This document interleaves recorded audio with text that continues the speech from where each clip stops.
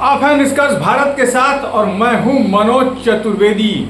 बिहार विधानसभा जैसे ही आज शुरू हुई फिर से गर्मा गई। जी हाँ, वो भी जो है सम्राट चौधरी के उस बयान पर कि 1990 से लेकर 2005 तक बिहार में लौंडा नाच हुआ करता था। यदि काम हुआ होता तो मुख्यमंत्री नीतीश कुमार को इतनी मेहनत नहीं करनी पड़ती। और इसी का जवाब देने आज जब तेजस्वी यादव उठे तो शायद सम्राट चौधरी को पानी पानी कर दिया। जी हाँ, उन्होंने कहा कि उस लौंडा नाच के हिस्सा भी आप थे और आपने बिहार की संस्कृति को कहीं ना कहीं गाली दिया है, आपने बेटी को बदनाम किया है। और ये मामला उस समय भी उठ गया कि जब रोहिणी आचार्य ने लालू यादव को किडनी दिया था, तब सम्राट चौधरी ने ये बात कही थी कि ये किडनी तो जो है टिकट के लिए दिया गया है। तो यानी कि रिश्ते को भी सम्राट चौधरी ने कहीं ना कहीं तार किया था सदन में। आज हिसाब किताब एक तरीके से बराबर कर दिया है सदन में तेजस्वी यादव ने। सुनवाते हैं तेजस्वी यादव क्या कुछ कह रहे हैं। अध्यक्ष महोदय, सम्राट चौधरी जी उप मुख्यमंत्री हैं महोदय।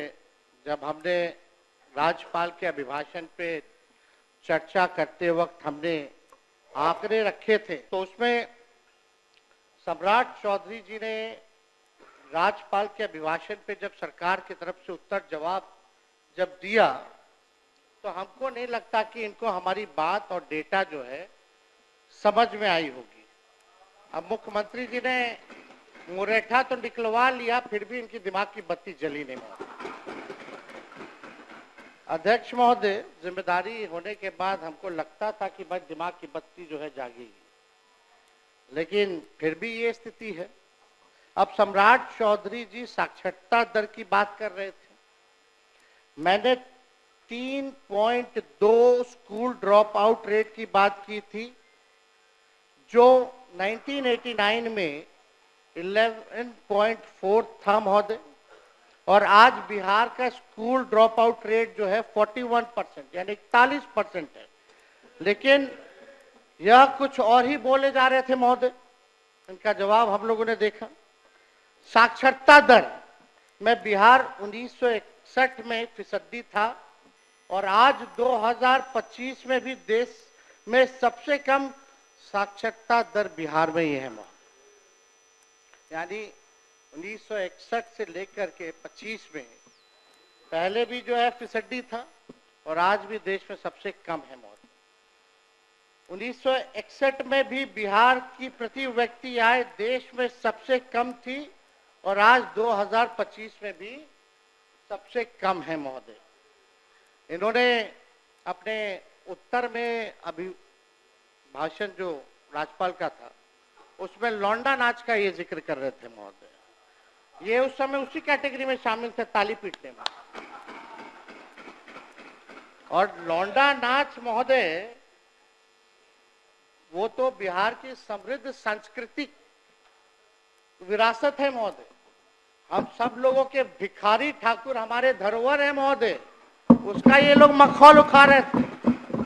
भिखारी ठाकुर जी को कौन नहीं जानता? शेक्सपियर और भोजपुरी उनको कहा गया है। ये उनको जो है मखौल उड़ाना विनय बिहारी जी है। जरा पूछिए कि क्या हमारी संस्कृति नहीं है, सभ्यता नहीं है? उसका ये लोग मखौल उड़ाने का काम कर रहे हैं। और इन्होंने क्या बोला महोदय? अब ऐसे उप मुख्यमंत्री जो बाप बेटी के रिश्ते के बारे में असभ्य और तुच्छ तरीके से बोलते हों,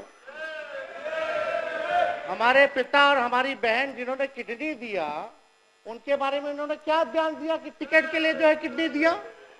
इस तरह का छोटी सोच की मानसिकता के लोगों से महोदय क्या उम्मीद की जा सकती है? ऐसे लोग हर चीज में जात धर्म जोड़ते हैं महोदय। जनता द्वारा रिजेक्टेड है और लोग सेलेक्टिवली अपराधियों की भी जाति गिन रहे महोदय।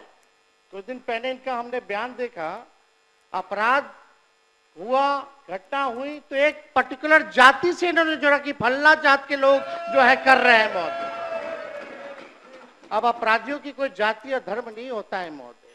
अगर इतना ही शौक है इनको जाति ढूंढने का तो अपने गृह मंत्रालय में ऑर्डर दे दीजिए डीजीपी को कि कौन किसको मार रहा है, क्या मार रहा है, नहीं मार रहा, अपराध कौन कर रहा है, उसकी भी जाति का भी ब्यौरा दे, जुड़वा दीजिए वो कैटेगरी।